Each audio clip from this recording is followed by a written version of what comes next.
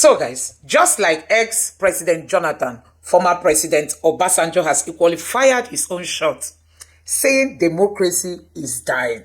You need to take a look at this video. Watch it now. But when we talk of democracy, we should remember that in Africa, before the colonial rule and the colonial power, we have a form of government which attended to the needs of our people. And whatever you call it, to me, it is democracy. Because what is democracy about? The American President Abraham Lincoln defined it as government of the people, by the people, for the people. Democracy is meant to be a system of government that delivers, and delivers to all the people, not just a section of the people, not just a few. But what do we have today? I believe since we gone past the Greek democracy, which brought everybody to the square, and everybody has a say in the decision making, which affects everybody, or which affected everybody. Democracy has now become representative democracy. And representative democracy has not taken care of everybody.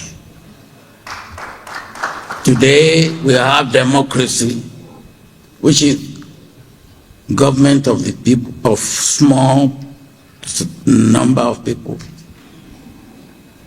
by a small number of people, over large number of people,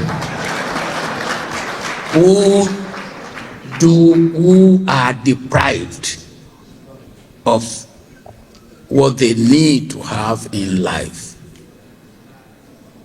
Now that is not democracy that will endure. So if you are talking of democracy failing in Africa, democracy in Africa has failed. And why has it failed? Because it didn't have any, in context and in content, it's not African. It does not have any aspect of our culture, our way of life, what we stand for, what we believe. Ubuntu. I am because we are. It is I am because I can grab.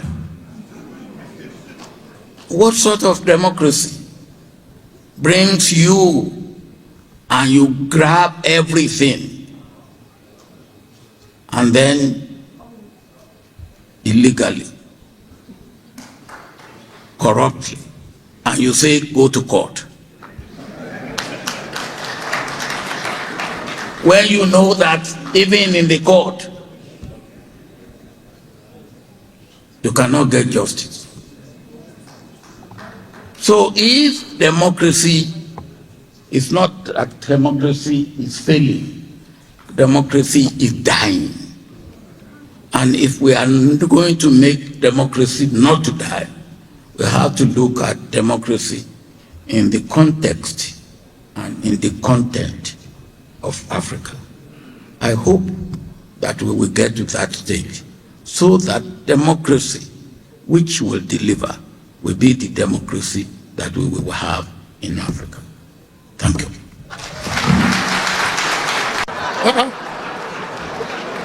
Thank you.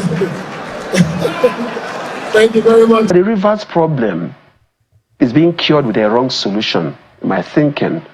To me, it's like taking a sledgehammer to your head because of a headache. The measures being taken to address the rivers problem are overreaching, are extensive, are undemocratic, and above all, unconstitutional. I mean, you heard the arguments and the defense of Chief Lateef Fagbemi, the Attorney General of the Federation.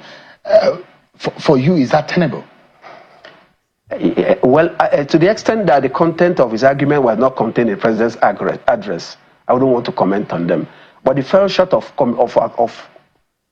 came close, or more like accused the governor of being behind the violence. And I thought also, if that was so, and if the two explosions that led to the declaration of state of emergency were real ground for it, there was even no time for investigation. They happened within 24 hours. And within the 24 hours, the declaration of state of emergency had been done. How sure are we that whatever briefing the president received had been subjected to proper scrutiny and found to be true? What if somebody just did that to set the stage for the declaration? I mean, what if? So I think it was hasty, it was unjustified. Would you say that the governor has been unfairly treated? If a governor has been treated in a manner not contemplated by the Constitution, it would be right to say he's been unfairly treated. But I keep saying that the problem in Rivers State is political, and only a political solution can bring it to an end, not what we have at the moment. But this is largely, or in part, a political solution. I mean, a political action that the president has taken. And an extreme political action with legal consequences.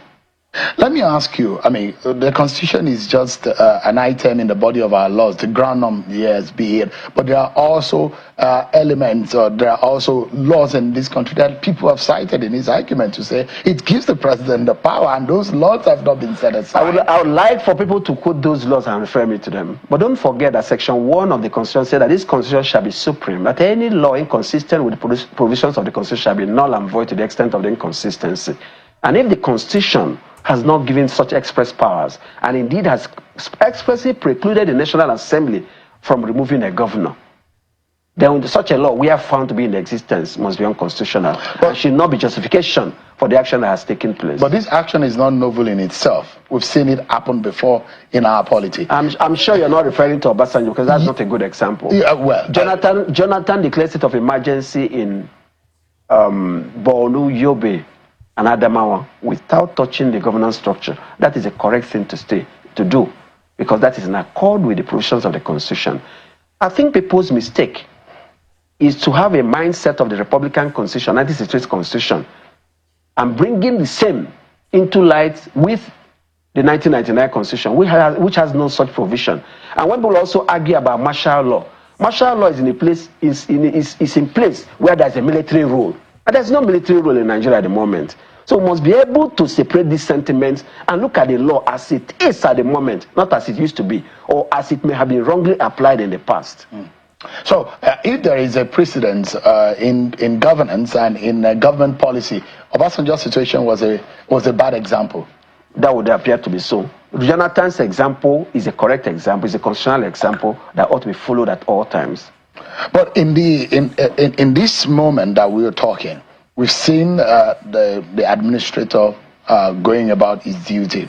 But there are those who also will say, look, if they say, according to them, and accuse the president of being complicit in what they have described as unconstitutionality in his action, what about the National Assembly? And Mr. President, let me take our viewers to what the provision of the Constitution is on Section 305, which actually allows the National Assembly within 2 days of being in session to approve whatever the declaration of the president and within 10 days if they are not sitting. But it mentions the how many the votes that are needed to make that approval. In both chambers of the National Assembly, it provides that 2/3 is what has been provided for, 2/3. So if you look at it, there are 360 members in the House of Representatives. It means that the 2/3 will be 240. And in the Senate, approximately about 73 votes are needed to approve the decision of the president or the declaration of the state of emergency out of the 109 members in the red chambers. But there are those who have put a big question mark into the legislative procedures in the National Assembly. There are those who will say voice vote will never or should never have been used in any case. That apart from the attendance, it's supposed to be the number in the attendance, which is 240 out of whichever number of the lawmakers that will approve, and 73 or thereabout of the senators who are seated who would have voted just like you vote to review any portion of the Constitution as prescribed by the Constitution for 2/3. But let me allow you to review how the National Assembly members, the role they played. They said 243 members were in the House of Reps. The Senate also said they had a quorum, and in fact they had the 2/3. Let me just say this.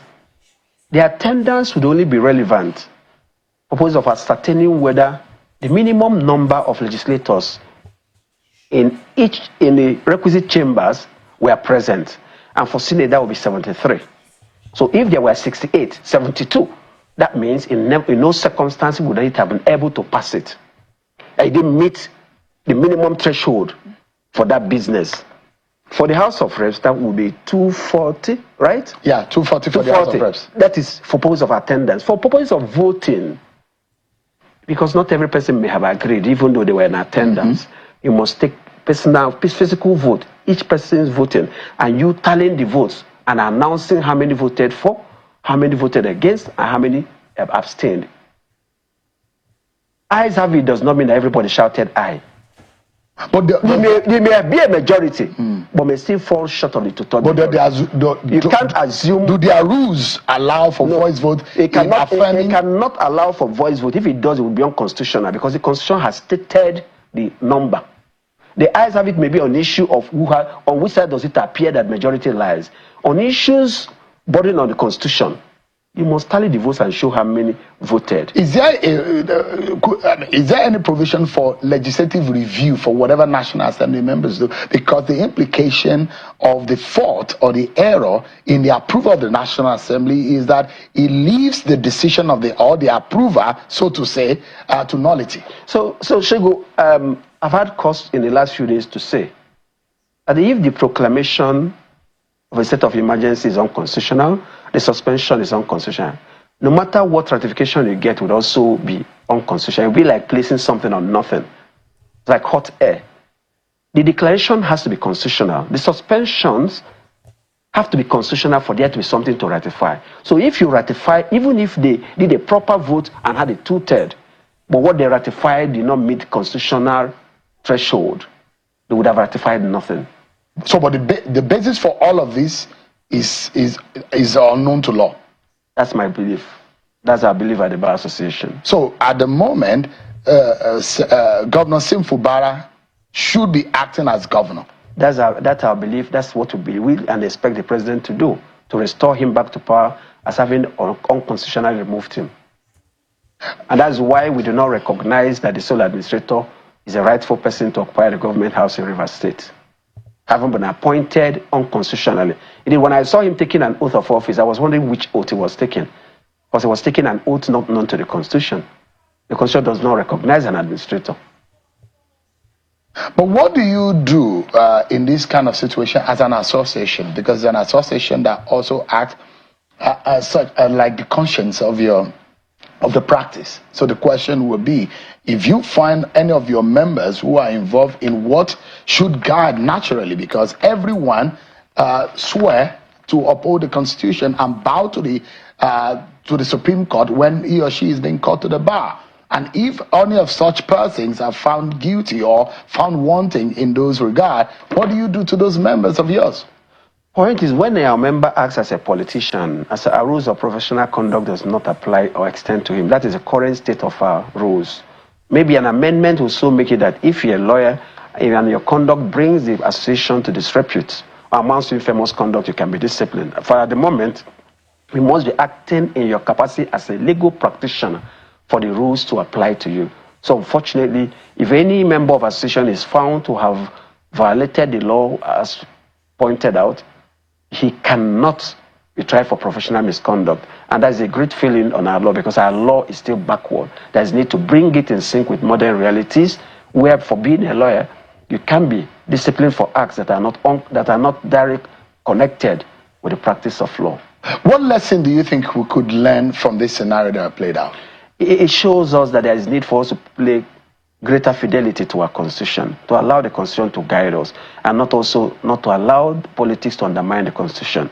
because the whole world is watching, and the level of confidence people have in us will have a lot to do with our ability to adhere to our laws, and also for the interpretation of our laws to meet international standards.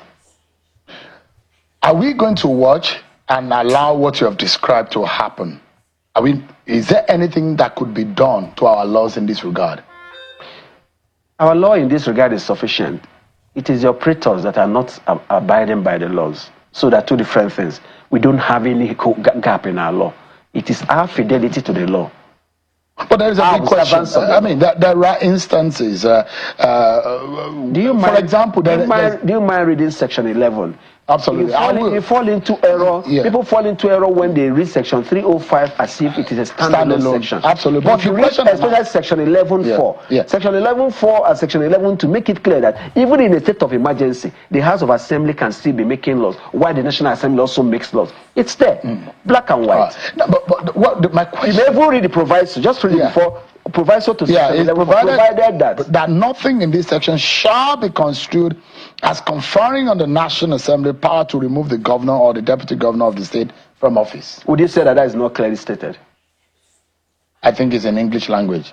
but the question I'm asking is that we saw what happened when the late, when our former president, Yaradua, died in office. There was a lacuna in our law, and there were efforts to fix it. And there are those who say there is a big, when this kind of situation happened, maybe we didn't learn a proper lesson when former President Obasanjo took this similar action. Now it's repeating itself, and there's a lot of criticism. The president, the government of Bola Tinubu have an explanation and a defense for it. But as lawyers, and for those who are lawmakers, is there anything that could be done to make Section 305 be more explicit? I do not believe it is not explicit.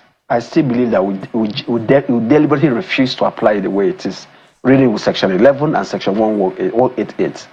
And the Supreme Court lost the opportunity in the Daria case to make a pronouncement by striking out the case on a technical ground. The court should, if people go to, I've read that some persons have gone to court, maybe many more persons would go. I think the court should clear this down by making a definite pronouncement on it. Whether he agrees with me or agrees with the president or not, but let the court make a pronouncement. Well, it can only be the Supreme Court interpreting this, isn't it? Well, we only seem to think in Nigeria that until the Supreme Court says something, it's not law. I'm saying that because if there's a conflict between whatever decision of the federal government and the state government, I'm imagining... So it depends. That was the technicality that arose in the Daria case.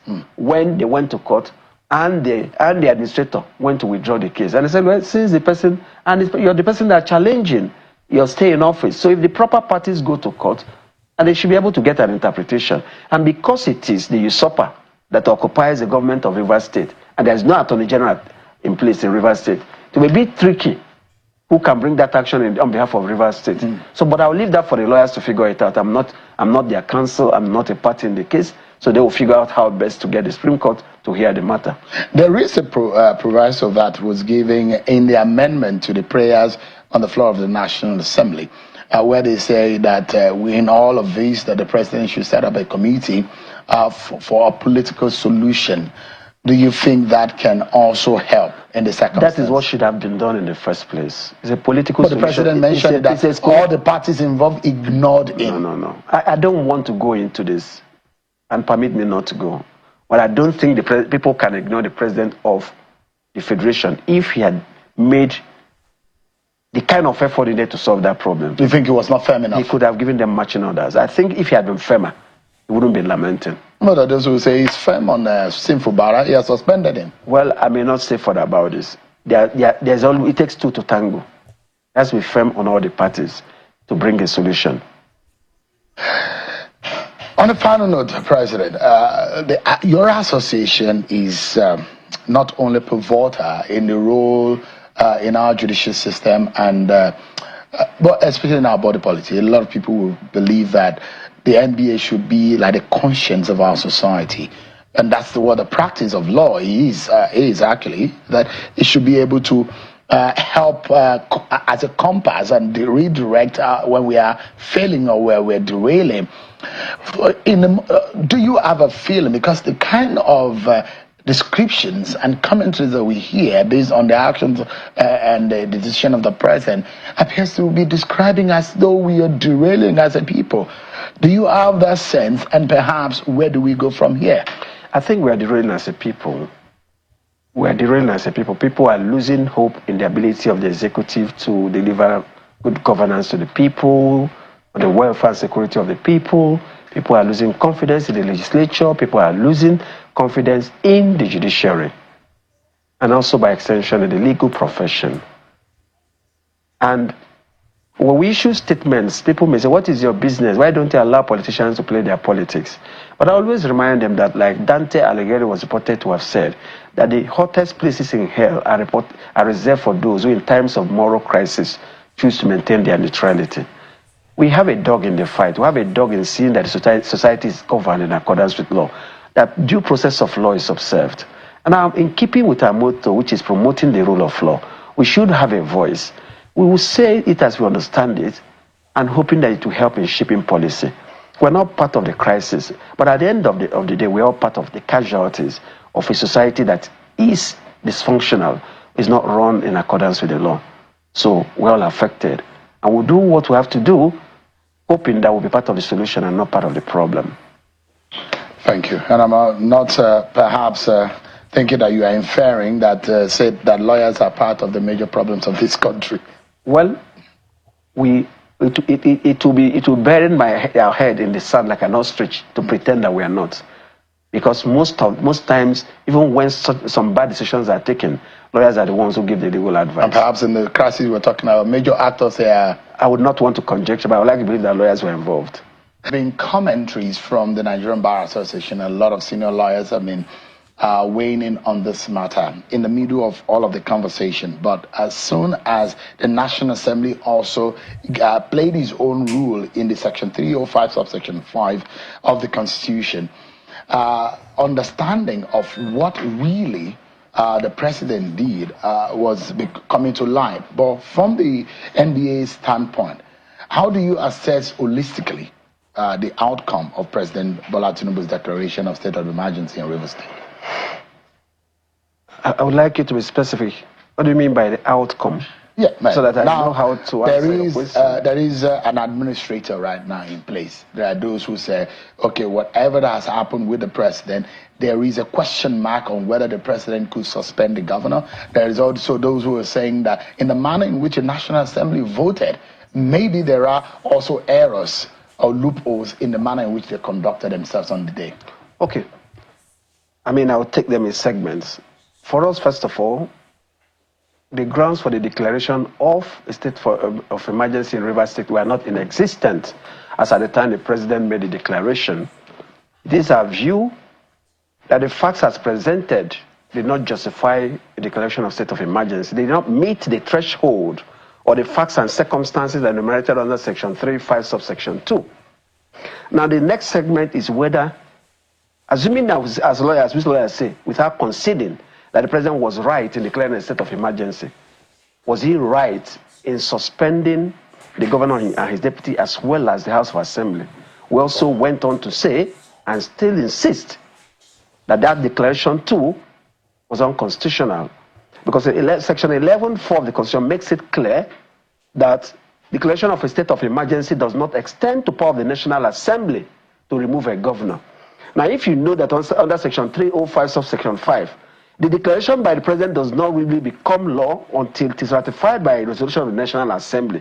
So you understand in what context Section 11.4 of the Constitution says that provided that the National Assembly does not have the power to remove the governor and his deputy. Now, the substance of this is, what is a state of emergency? State of emergency is merely a declaration that allows the government to take extra measures to deal with the situation, either war, breakdown, law of order, or any of the things enumerated in Section 305(2).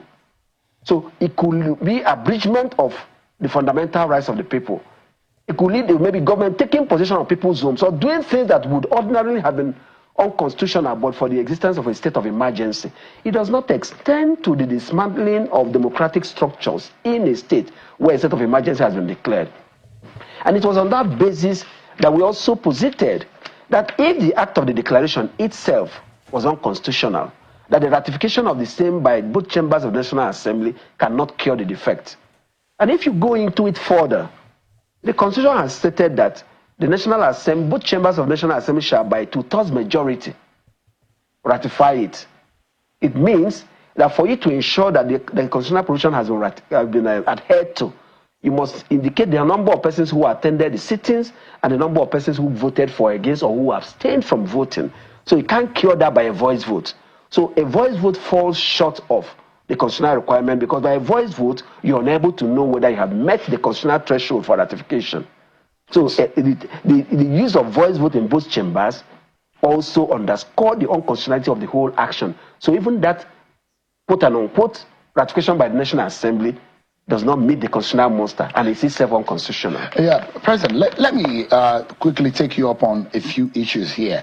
And if you look at perhaps that those who are saying there's some emergency laws that are permitted giving an omnibus power to the president to do as he deems fit or necessary in the circumstance. And in fact, there are those who have read subsection 5 of 305 and subsection 6 and say, look, these are issues that are being raised, and when the president sees something as imminent danger, how do you describe imminent danger? But the question right here is that in exercise of the duties of the president, discretion is also being put in some of the clauses. So there's discretion and there's objectivity. The president cannot wake up on the wrong side of his bed and feel, oh, I think there's breakdown of law and order in a state. I hereby declare a state of emergency. I hereby suspend the governor for 1 year. I suspend the sitting of the House of Assembly. I also appoint General this retired to take over.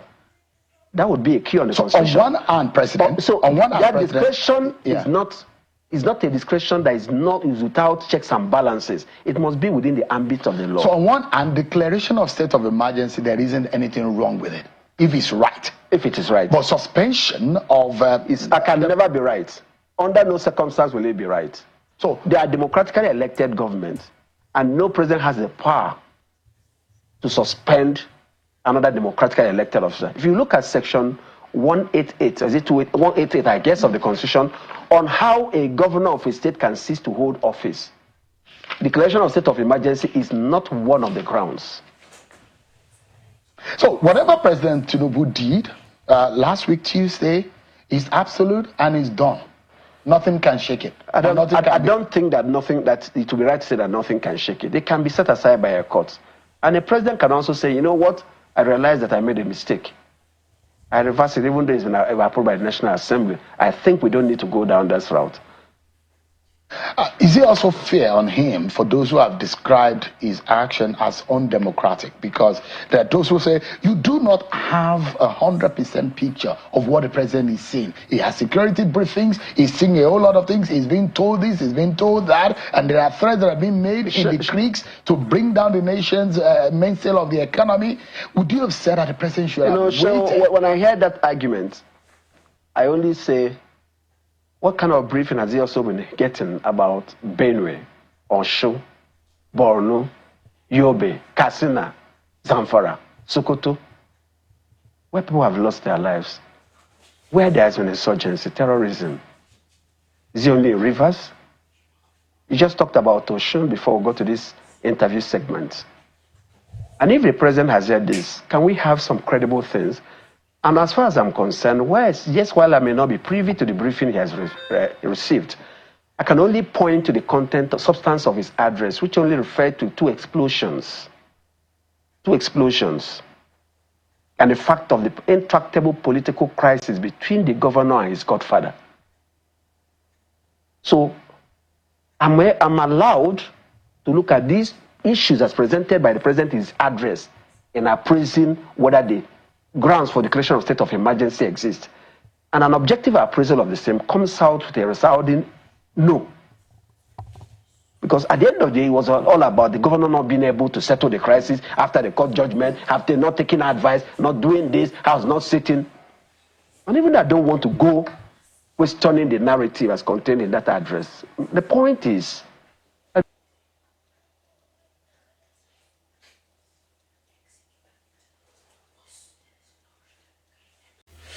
So guys, we know that so many people have been saying that Obasanjo does not even have the right to speak, that his own time was very dangerous, it was even worse than what we are seeing today. But the question remains, if President Obasanjo didn't get it right during his time, does it mean we should just continue that way? There shouldn't be changes. You can imagine how many years from the time he was in power, till today, we are still struggling. And people will tell you that under his leadership, that the economy was so nice. There were a lot of achievements. Many Nigerians who never thought of becoming millionaires and billionaires became millionaires and billionaires. And I tell you, Obasanjo's government is seen to be one of those evergreen government that Nigeria has ever had, just like the time of Jonathan. But for this APC that has taken over, it's something else, like you can see. It's something else because all they know is grab power. Grab power, they don't know what to do with it, Grab power, they don't know how to lead the people. They don't understand what democracy is. You saw during the time of Buhari. Buhari said for those who didn't vote for him, you should equally not expect anything. Because for them, it's all about give and take. If you don't give them, you don't take. But we've seen, like Donald Trump, after he won, he came out to say he's going to be a president for everybody. But for Nigeria, especially under this APC leadership, it's just something else. They will tell you that for the fact that you did not vote for them, you should not expect anything. And that was why under the Buhari's government, he didn't remember the Igbos. He didn't remember the Southeasterners because he believed they didn't give him vote. Now, Tinubu has equally come to power. What is he doing for the Southeasterners? Nothing. We rather saw him taking trailer of rice and indomie to go share to the Southeasterners. As if that is what the Southeasterners are looking for. Southeasterners are hardworking people. I don't really think that indomie and whatever is what people are looking for. If you can give them security, if you can release nnamdi kanu for the Southeasterners, if you can drive away the headers and make peace to reign in the Southeast, I think that's the number one thing that the Southeasterners are asking. Anyway, guys, that's not even the topic in this video. You have heard what President Obasanjo said.